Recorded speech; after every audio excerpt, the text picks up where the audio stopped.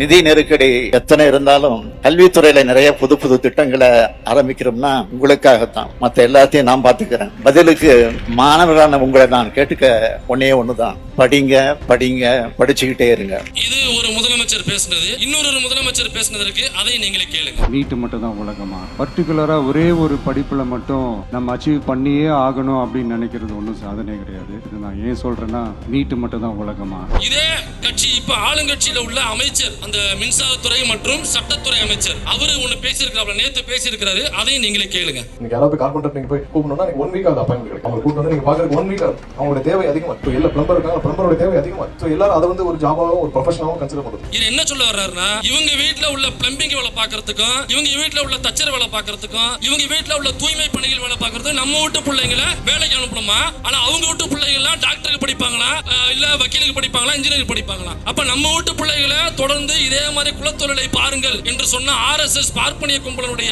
அதே குரல் தான் இப்ப உள்ள இந்த அமைச்சர் பேசுறாரு, இப்ப உள்ள முதலமைச்சரும் பேசியிருக்கிறாரு. அப்படிங்கறது நீங்க நல்லா தெரிஞ்சிருப்பீங்க நினைக்கிறேன். நீட் கோச்சிங் சென்டர்ல நான் 20 கோடி ரூபாய் இன்வெஸ்ட் பண்ணிருக்கேன். இன்னைக்கு நீட் வேணாம்னு சொல்லி போராட வர்றேன். இந்த உண்மை உங்களுக்கு இப்ப தெரிய வந்துச்சுனா எல்லாரும் என்ன பண்ணுவீங்க? என்னை அடிச்சு பத்தி விடுவீங்கல்ல? அப்ப ஏன் நீங்க முதலமைச்சரை பார்த்து கேட்கல? இதே முதலமைச்சர் நீட் கோச்சிங் சென்டர்ல 20 கோடி ரூபாய் இன்வெஸ்ட் பண்ணிருக்காரு. அவருடைய தேர்தல் அபிடவிட்ல ஒரு தாக்கல் பண்ணிருக்காரு. அந்த டிஷர்ட் போட்டு வராதீங்க, அரசியல் பேசாதீங்க, ஹைஜாக் பண்ணாதீங்க, இப்படி ஒரு கட்சி அடையாளத்தை பூசாதீங்க அப்படின்னு சில பேர் பேசினாங்க. இந்த அரசியல் பேசாமல் விட்டதனுடைய விளைவு எங்க வந்து நிப்பாட்டி இருக்குனாக்கா, அரசியல்னே என்னன்னு தெரியாத ஒரு தற்குறி கும்பல் நம்மள இன்னைக்கு ஆட்சி செஞ்சுட்டு இருக்கு. இந்த டிஷர்ட் போட்டு வராதீங்க அப்படின்னு சொன்ன அவர்கிட்ட நம்ம கேட்கிறோம். அன்னைக்கு மறுநாள் எங்க தலைவர் ஆசான் எழுச்சி தமிழர் அவர்கள் அங்க ஆதரவு தெரிவிக்க போனாங்க. போகும்போது கட்சி தொண்டர்கள் கட்சி துண்டை போட்டுக்கிட்டு தான் போனாங்க. அங்க போய் நீங்க சொல்ல முடியுமா, நீங்க கட்சி அடையாளத்தோட வராதீங்க, அந்த அங்க சொல்றேன் துண்டு எடுத்துருவாங்க அப்படின்னு அங்க போய் சொல்ல முடியுமா? அதனால குறிப்பிட்ட இந்த டிஷர்ட் மட்டும் போட்டு வராதீங்க அப்படின்னாக்கா, அந்த டிஷர்ட் போட்ட அந்த அமைப்பு தான் தமிழ்நாட்டுக்குள்ள நீட்ல உள்ள இஷ்யூ இல்ல, நீட்டே இஷ்யூன்னு சொன்னதே அந்த அமைப்பு தான். அவங்களே வரக்கூடாதுனாக்கா அப்ப யார் வர்றது?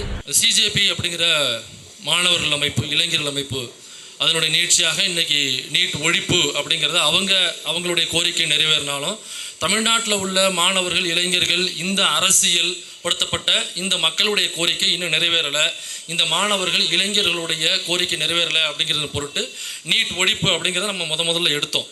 இது ஏதோ இந்த சிஜேபியோட நீட்சியாக அவங்க முடிச்சிட்டாங்க அப்படியே நம்ம கண்டினியூ பண்ணி போகிறோம் அப்படிங்கிறது கிடையாது. இதை இந்தியாவுக்கே முதலாக நீட்டுங்கிறதே பிரச்சனை அப்படிங்கிறத தெரிய வச்சது இந்த தமிழ்நாடு தான். இப்போ வட மாநிலங்கள், தமிழ்நாட்டை விட்டு மற்ற மாநிலங்கள் நீட்டில் உள்ள பிரச்சனையை சரி பண்ணுங்கன்னு போராடும் பொழுது நீட்டே ஒரு பிரச்சனை என்று தமிழ்நாட்டு மக்களுக்கு புரிய வச்சது முதல்ல தமிழ்நாடு தான்.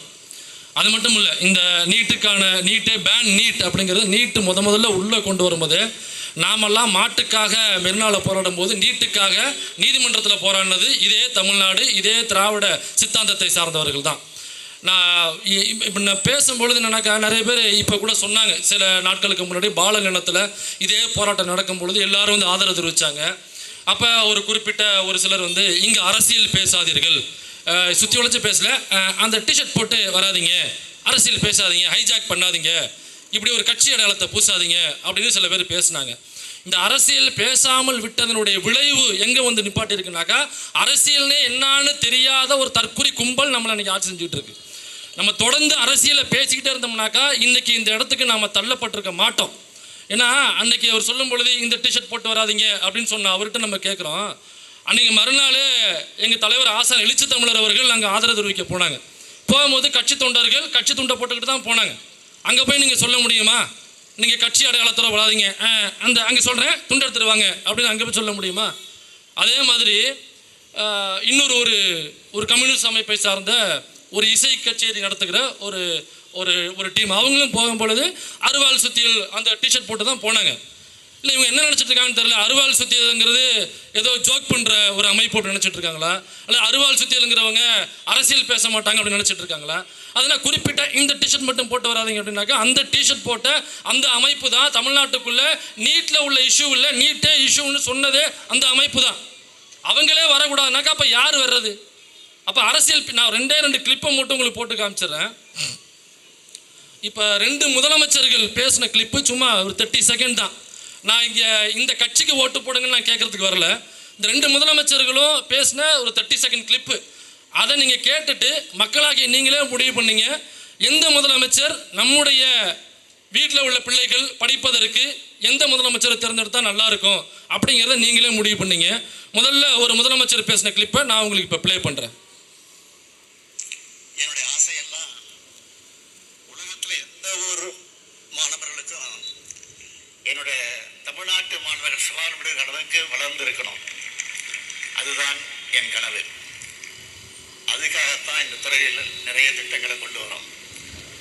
நிதி நெருக்கடி எத்தனை இருந்தாலும் கல்வித்துறையில் நிறைய புது புது திட்டங்களை ஆரம்பிக்கிறோம்னா உங்களுக்காகத்தான். மற்ற எல்லாத்தையும் நான் பார்த்துக்கிறேன். பதிலுக்கு மாணவர்களான உங்களை நான் கேட்டுக்க ஒன்றே ஒன்று தான். படிங்க படிங்க, படிச்சுக்கிட்டே இருங்க. இது ஒரு முதலமைச்சர் பேசினது. இன்னொரு முதலமைச்சர் பேசினதற்கு அதையும் நீங்களே கேளுங்க. நீட்டு மட்டும் தான் உலகமா? பர்டிகுலராக ஒரே ஒரு படிப்பில் மட்டும் நம்ம அச்சீவ் பண்ணியே ஆகணும் அப்படின்னு நினைக்கிறது ஒன்றும் சாதனை கிடையாது. நான் ஏன் சொல்கிறேன்னா, நீட்டு மட்டும் தான் உலகமா? இப்போ 2 முதலமைச்சர் பேசுனதை கேட்டீங்க. ஒரு முதலமைச்சர் பேசும் பொழுது நீங்கள் எதை பற்றியும் கவலைப்படாதீங்க, படிங்க படிங்க படிங்க படிங்க. நீங்கள் படிக்கிறதுக்கு என்ன தேவைன்னு சொல்லுங்கள், அதை செஞ்சு கொடுக்குறது தான் நான் இருக்கேன். அதுக்கு ஃபினான்ஷியலாகவோ அல்லது வேறு எந்த தடை வந்தாலுமோ அதை தூக்கி எறியறதுக்கு தான் நம்ம கட்சி வச்சு நடத்துகிறோம். நாம் இங்கே ஆட்சியில் உட்காந்துருக்குறோம். உங்களுக்கு என்ன தேவையோ மாணவர்களுக்கு அதை செய்ய நான் கடமைப்பட்டுள்ளேன். அதுக்கு தான் சீட்டில் உட்காந்துருக்கிறேன்னு ஒரு முதலமைச்சர் சொல்கிறாரு. இன்னொரு முதலமைச்சர் என்ன சொல்கிறாருன்னா, அது யாருன்னு நீங்களே முடிவு பண்ணீங்க.